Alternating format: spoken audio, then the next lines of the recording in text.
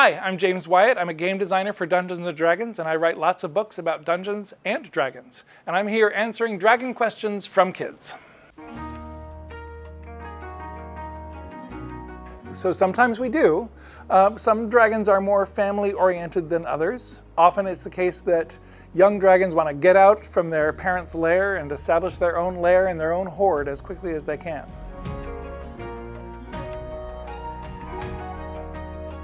The answer to that depends a lot on the kind of dragon. Evil dragons usually aren't very friendly with anybody, but they might have like kobolds that serve them or help them out. Sometimes dragons will make alliances with other intelligent creatures, but good dragons are often very friendly with both the people and the animals who live around them.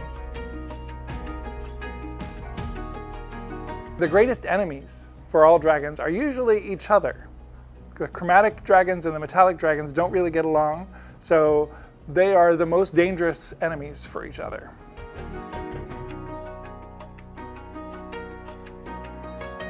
Okay, so the thing to remember about dragons is that they're not animals. They're as smart as people are, sometimes more smart than people are.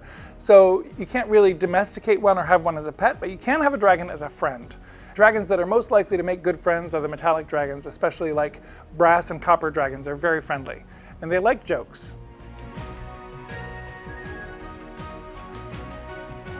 Dragons of the same color tend to live together. A brass dragon, for example, is more likely to hang out with other brass dragons than with dragons of a different color.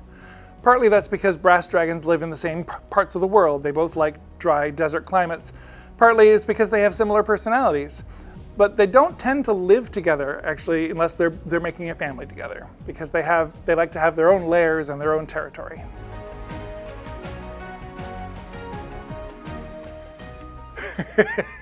You could always try. Tiamat is super cool, but it would be a good idea to make sure that she's really being your friend and not just sort of using you for her own selfish purposes. Most dragons fly about 8 miles an hour, which means it can fly about 70 miles in a day before it starts getting tired. But dragons don't get tired very easily, so if a dragon were to fly straight through for 24 hours, which it probably could do, it could fly almost 200 miles a day.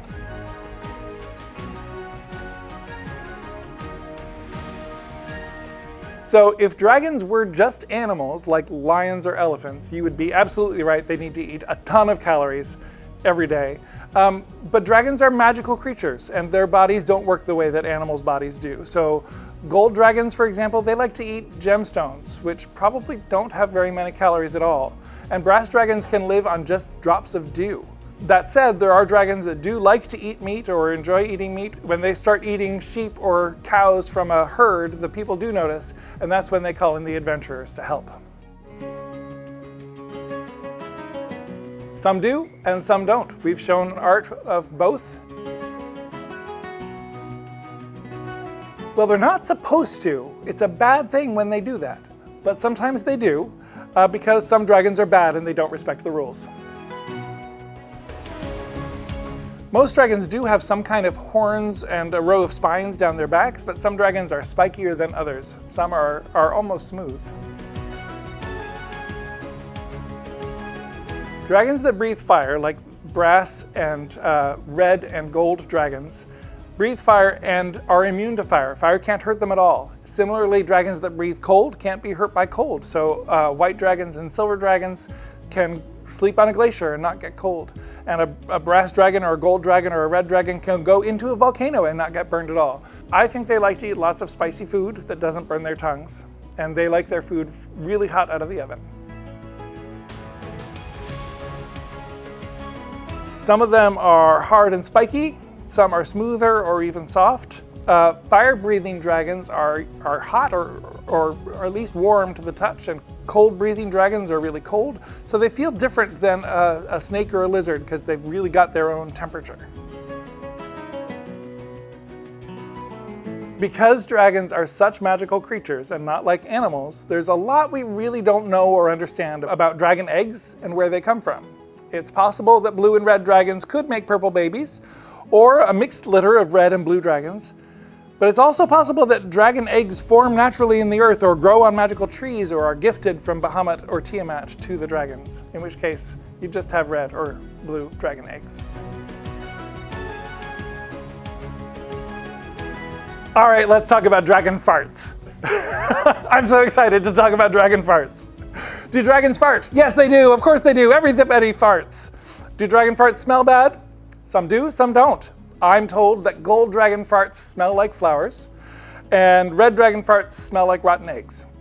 And do dragon farts have the same elemental energy as their breath weapons? Sometimes. Red dragons might fart little puffs of fire, or maybe just smoke. Green dragons' farts, like their breath weapons, are silent and deadly. The short answer to this question is that there's 5 colors of chromatic dragon because Tiamat has 5 heads. So she's got a red head, a blue head, a black head, a white head, and a green head, and those are the 5 kinds of chromatic dragons. Those are the only true chromatic dragons. Now, that said, there are 2 kinds of dragons that are purple. There's amethyst dragons, which are a kind of gem dragon, and there's deep dragons, which live deep underground and are sort of purplish gray. Also, it's possible for red dragons or blue dragons to look pretty purple, depending on the shade of their scales. A dragon does need to get a good deep breath to use its breath weapon to the full extent. So if it was having trouble breathing, it would want to use its inhaler to make sure it could get a good breath. But in a pinch, I think a dragon could do maybe a smaller version of its breath weapon even without that deep breath. So I can think of 3 ways. First, they can carry things in their mouth. Second, their front claws work just like hands, so they can carry sacks or chests or even like a wagon in their claws while they fly.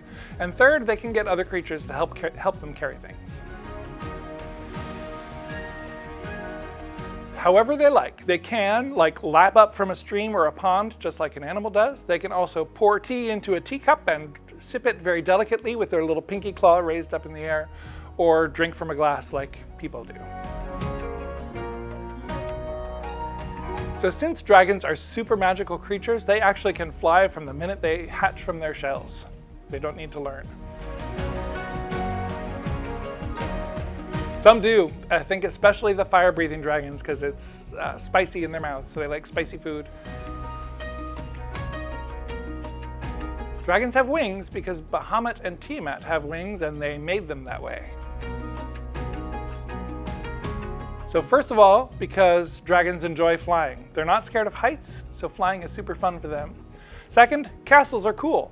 And third, some castles are built in places where you can only reach them by flying, like up on a cloud or at the top of a mountain or in an isolated lake where there's storms all around and you can only fly to get there. So dragons collect treasure not to spend it, but to hoard it. And dragons hoard treasure not just because they're greedy, but because their treasure sort of connects them to the world. The magic that flows through the world sort of pools in a dragon's lair and in its hoard, and the dragon is connected to it in that way. So it's really all about the dragon's magic. An ancient red or gold dragon can carry about 3,600 pounds, or maybe like 20 people, without slowing down.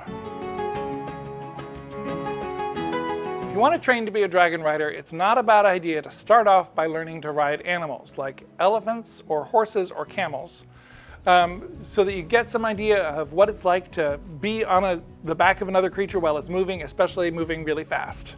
And then the most important step is to find a dragon who's willing to let you ride it, and make friends with that dragon and work out the deal. Most dragon saddles are built to put you right over the dragon's shoulders in front of its wings. That makes sure that you can see all around you while the dragon is flying, which is super important when you're dragon riding. Some do and some don't. Most dragons are very confident and they don't feel like they have any need of a rider, but lots of dragons are really friendly and they like to have the experience, to share the experience of flying with a friend.